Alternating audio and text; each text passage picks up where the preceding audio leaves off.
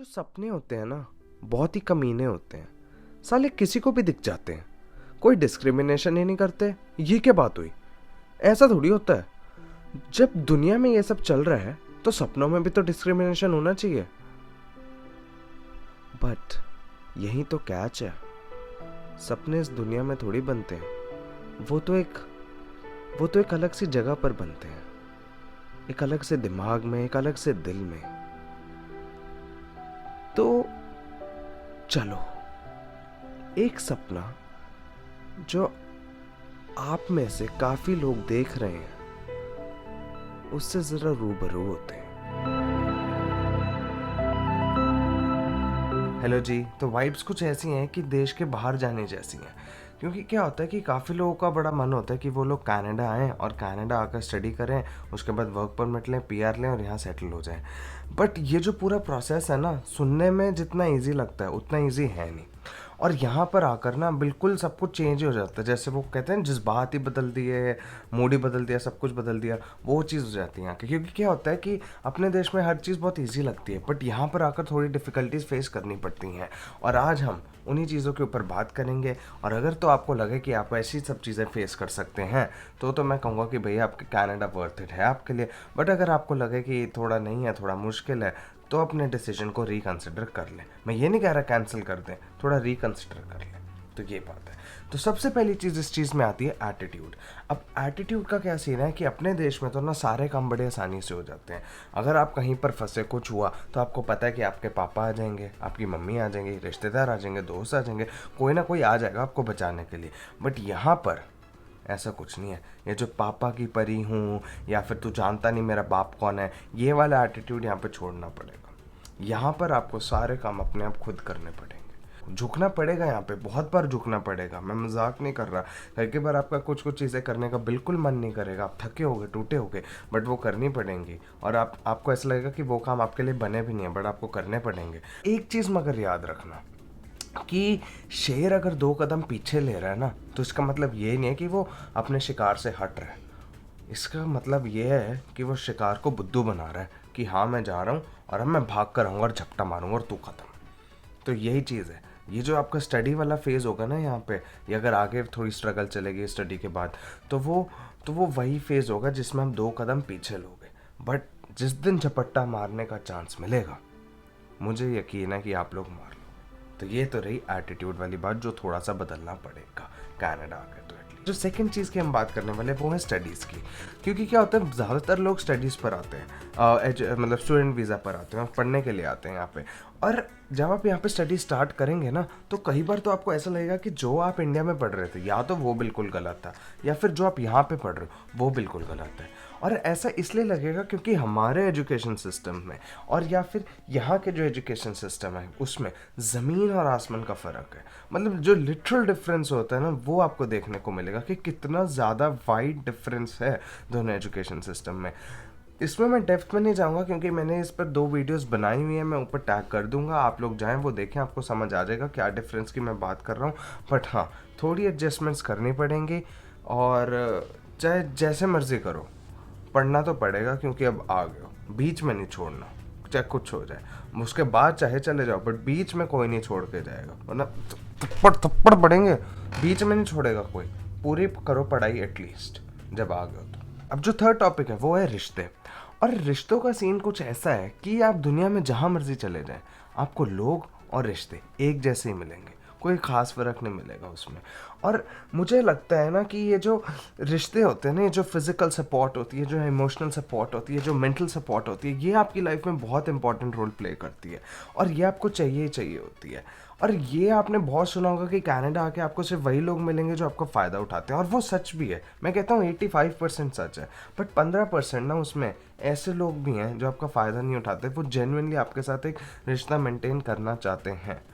तो और मैं जानता हूँ आपको एक गली नुक्कड़ में मिल जाएंगे लोग सारे जो आपका फ़ायदा उठाते हैं। और वो कहते हैं ना कि पूरे लॉट में सबसे पहली जो नज़र पड़ती है वो गंदगी पर ही पड़ती है। तो हो सकता है स्टार्टिंग में आप आओ तो आपको ये सारे गंदे लोग मिलें, बट थोड़ा देर रुको, मतलब थोड़ी देर रुको, थोड़ा इंतज़ार करो, रिश्ते बनेंगे, बहुत सुंदर रिश्ते बनेंगे। क्योंकि ये स्ट्रगलिंग फेज़ है, शायद वैसे नहीं बनेंगे जो जैसे इंडिया में थे, बट बनेंगे ज़रूर। थोड़ा वक्त को वक्त देना, बस। ज़रूर बनेंगे और हंसता खेलता हुआ टाइम भी आएगा, सबके लिए आएगा। तो ये बात है। और ये जो 4 टॉपिक है ना, ये थोड़ा मनी वाइब्स वाला है।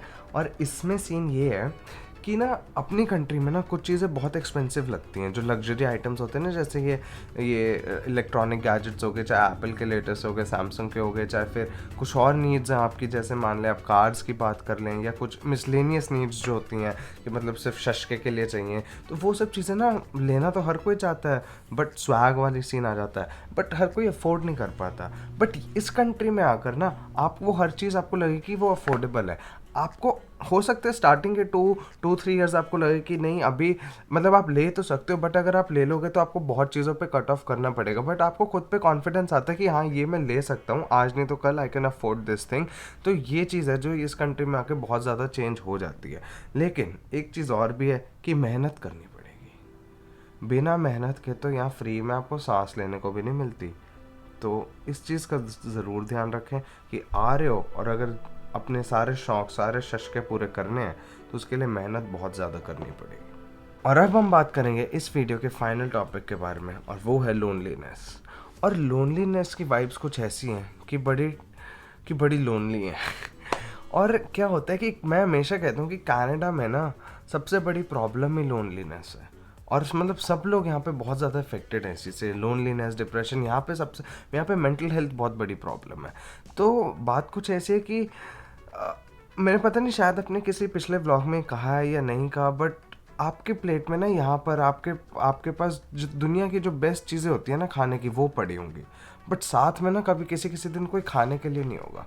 तो वो जो चीज़ है ना वो बहुत सताती है कि चाहे अगर आपके साथ 10 लोग हो ना खाने के लिए और साथ में आप दाल भी खा रहे हो तो आपको बहुत अच्छा लगेगा, बट अगर आप अकेले बैठकर वो दुनिया की बेस्ट डिशेस भी खा रहे हो ना तो वो मज़े नहीं आएंगे। वो शुरू में लगता है कि हाँ मज़ा आ रहा है, ग्रेजुअली वो मतलब मज़ा कम होना स्टार्ट हो जाता है। And it's like a worm. Loneliness जो होती है ना वो धीरे धीरे बॉडी में एंटर करती है, और वो ग्रेजुअली इवेंचुअली वो अपना इफेक्ट दिखाना स्टार्ट करती है। ये नहीं कि पहले दिन आए हाय मैं लोनली हो गया, नहीं, ऐसा कुछ नहीं होता।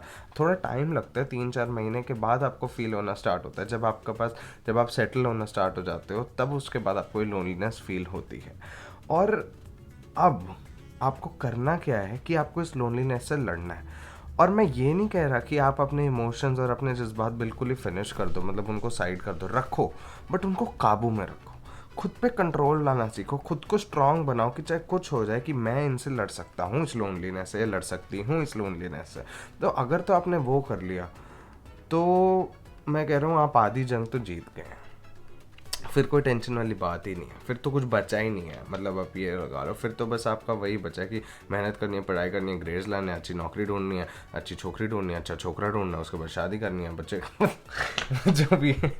तो ये सब चीज़ें रह जाएंगी बात की, वो तो बात की बात है। बट अगर आप लोनलीनेस से लड़ गए तो आप बहुत बहुत ज़्यादा राइज कर सकते हैं यहाँ पे। बस अपने फीलिंग्स को कंट्रोल करके रखो कि, और जो लड़ गया और जिसने कंट्रोल कर ली बढ़िया बात है, और जिसने नहीं करी, देखो आप लोग के लिए एक चीज़ है कि वक्त तो गुजरेगा ही, चाहे वो रो के गुजरे चाहे वो हंस के गुजरे। तो चॉइस आपकी है कि आपने उसको कैसे गुजारना है, क्योंकि रुकेगा तो सही नहीं वो। तो ये सीन है। और अब हम बात कर लेते हैं वर्डिक्ट की कि आपको कनाडा आना चाहिए कि नहीं। तो देखिए मैं आपको ये बता सकता हूँ कि अगर ये सारी चीज़ें सुनकर आपको ऐसा लग रहा है कि बड़ा टफ़ है या भाई बहुत स्ट्रगल है, तो इस चीज़ का आंसर तो ये मैं आपको दे सकता हूँ कि स्ट्रगल तो हर जगह पर है। डजेंट मैटर आप इस कंट्री में आएँ या अपनी कंट्री में रहें या किसी और कंट्री में जाएँ, स्ट्रगल तो आपको हर जगह मिलेगा। और डिपेंड इस चीज़ पे करता है कि आप अपनी लाइफ से क्या चाहते हैं। और मेरी मानो तो किसी की मत मानो, और खुद से पूछो कि खुद को क्या चाहिए। अगर तो आपको पता लग गया कि आपको अपनी लाइफ में क्या करना है, और आपको लगता है कि यहाँ आने से आपको कुछ न्यू सीखने को मिलेगा, एक न्यू एक्सपोजर मिलेगा, एक न्यू बिगिनिंग हो सकती है आपकी लाइफ की, नया चैप्टर आप स्टार्ट कर सकते हैं, तो ज़रूर आओ। बट अगर आपको लग रहा है वो एक्साइटमेंट नहीं आ रही ना, अगर बटरफ्लाइज नहीं आ रहे, तो मत आना, क्योंकि फ़ायदा नहीं है ना यार। अगर बटरफ्लाइज आ रही है ना स्टमक में, वो मज़ा आएगा तो आ जाओ। बट अगर नहीं आ रही ना बटरफ्लाइज, तो अपना मनी अपना टाइम मत वेस्ट करो। तो ये मेरा सजेशन है। और बाकी ये थी मेरी जो वीडियो पूरी है, ये कनाडा के बारे में, इस वैंकूवर वर्थ कमिंग, उस पर मैंने एक अलग वीडियो बनाई हुई है, वो पर्टिकुलर सिटी के बारे में, that talks about the transportation and the part time jobs and stuff like that. तो अगर आपको उसमें इंटरेस्ट है तो आप वो भी एक बार देख लें।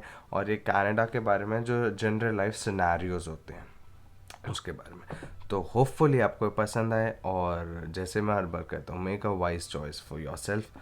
And thank you so much. Do subscribe to the channel, do like the video, do share it with your friends and family, and I'll meet you in the next vlog very, very, very soon. All the best. Boy from India trying to make a place in your home. Bye.